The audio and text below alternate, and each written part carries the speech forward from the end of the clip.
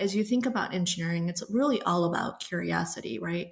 Being able to look at something and be curious about how and why and what and basically those type of questions, and then trying to make it even better. Hello, I'm Sue Nelson and welcome to the Create the Future podcast, brought to you by the Queen Elizabeth Prize for Engineering, celebrating engineering visionaries and inspiring creative minds. Linda Zhang was born in China and arrived in the United States with her parents as a child. She went on to study electrical engineering and later in her career an MBA and Masters in Computer Engineering at the University of Michigan. Her engineering career began, though, when she joined the Ford College Graduate Program, a 2 to 3 year series of job assignments at the Ford Motor Company, whose headquarters are also in Michigan in a Detroit suburb. This is where the first mass-produced car, the Model T Ford, was made in 1908.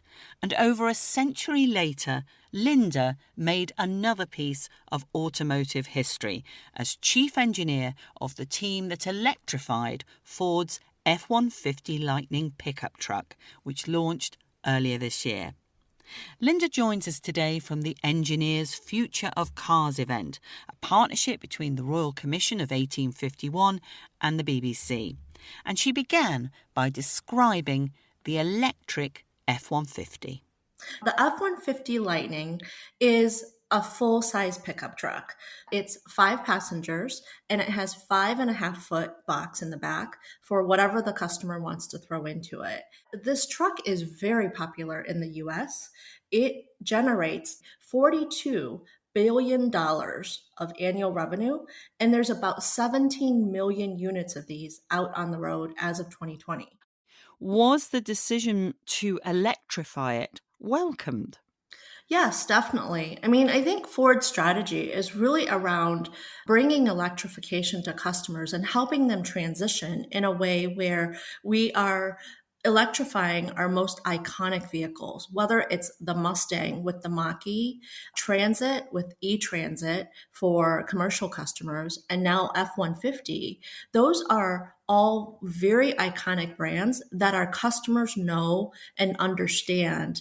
And I think with that, it really helps the transition to EV. With Ford, we're planning $50 billion of investment in EVs globally through 2026. And I think it's really important to be able to do that with iconic brands that customers recognize. And so how do you go about electrifying a vehicle like this huge pickup truck? Giving our customers that capability of being able to do whatever it is that they currently use their truck for, not just the transportation to get from A to B, but also the ability to go off-roading, going, from A to B, any route they choose to, using it for work, using it for whatever it is that they currently use it for, towing, trailers, and all of that. So I think that was the first element, is make sure that we can be durable and that we can stand behind our Built Ford Tough shield for F-Series.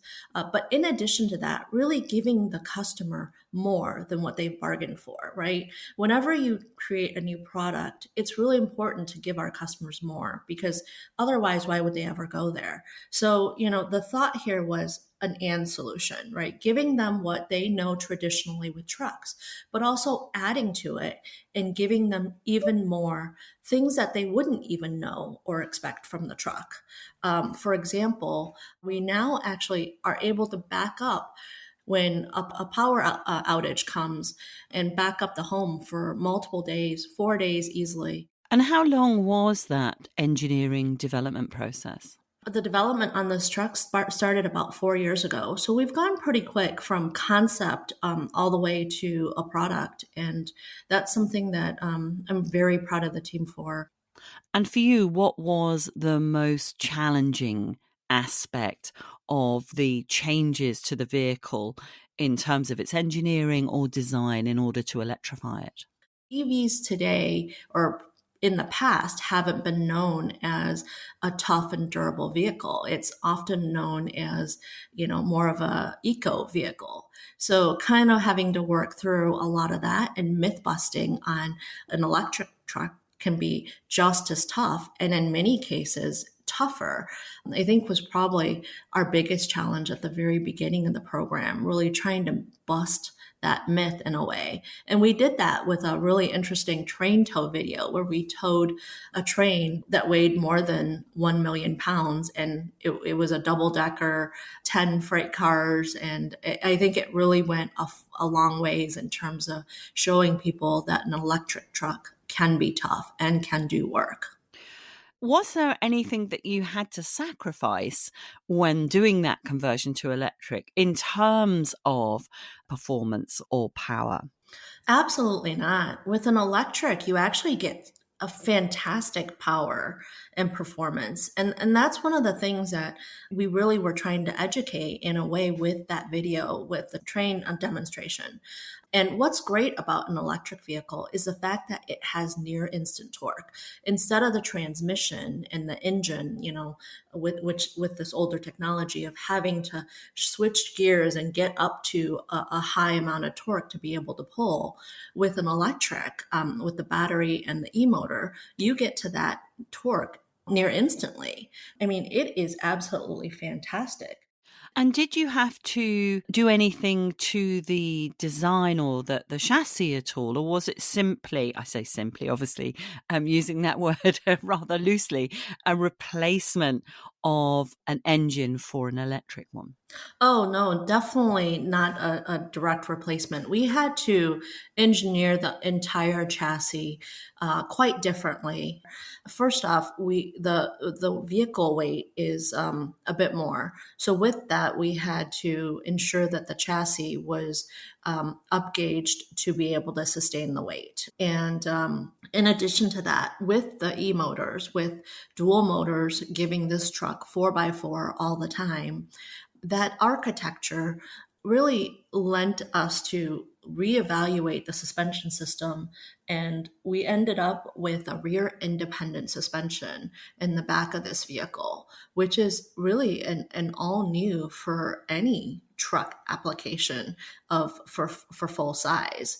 And it actually ended up being a really, really great architectural change for us. What sort of range does the truck have? The extended range goes 320 miles on a full charge, which, to be honest with you, unless I'm going on a large trip, I've never had issues with charging because I never go more than 320 miles in a trip for a day. That's pretty impressive. And where are other car firms worldwide in the process? Because it sometimes feels as though we're slow globally on the uptake. Well, I can't speak for other firms, but I know that, charging in a way is a infrastructure issue. And I think with more people adopting EVs, I think that infrastructure will increase. And with a lot of what, we're seeing, most automakers are using compatible charging so that you can, charge different vehicles at the same chargers.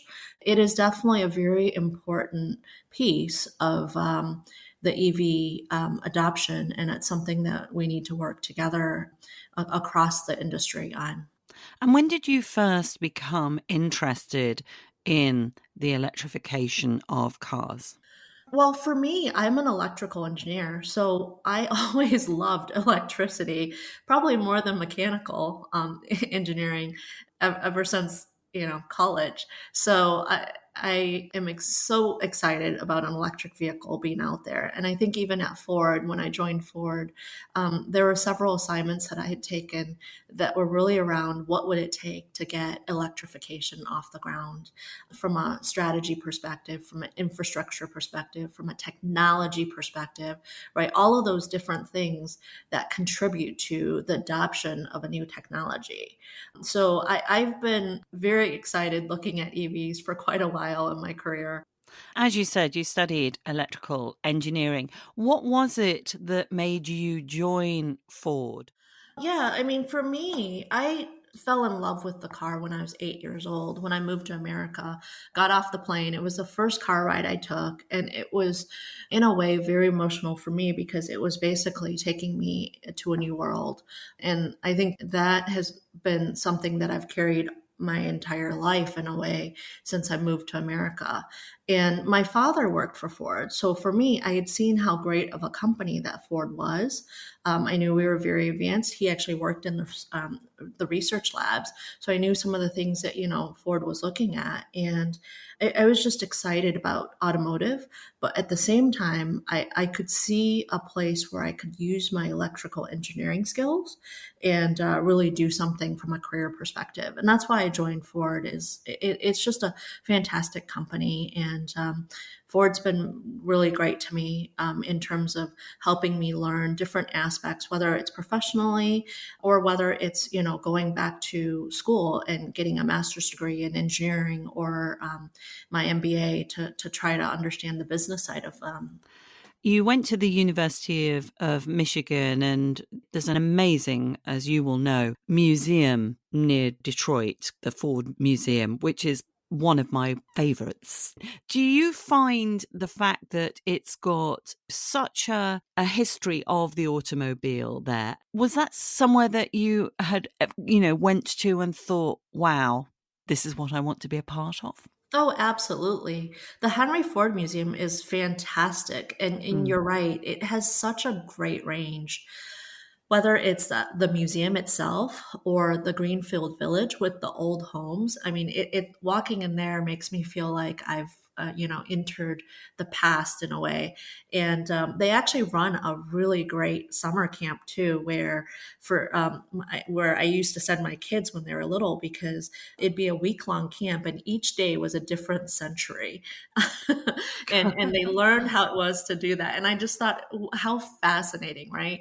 And then you also have the Factory of Tomorrow tour as well, which actually takes you to our truck plant and shows you how, like the manufacturing of an entire truck gets put together. So just such an array. And you're right, all the way reaching out to, the 1920s in a way for, or even further than that, to try to see different pieces of the history all the way to advanced technologies that we're using in our plants today. It is got such a range, and it's a wonderful tour to go to. Now, you mentioned that your father worked at Ford. Did your mother have an influence in your engineering career as well at all? Yes, absolutely. My mother is also an engineer, and she's actually an electrical engineer. So in a way, Preordained, wasn't it?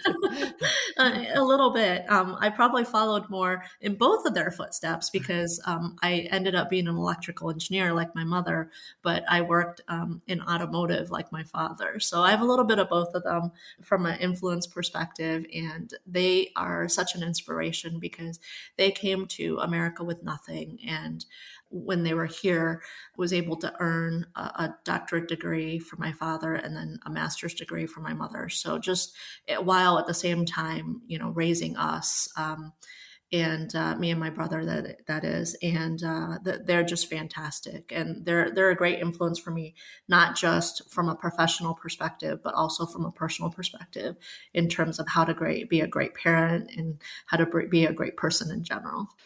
And what for you has been, you've got, many years ahead of an equally successful engineering career, but what for you has been part of your work that you just get up in the morning and just think, I love that? How would you explain the appeal of engineering and working with electric vehicles to those that perhaps, are not in the know?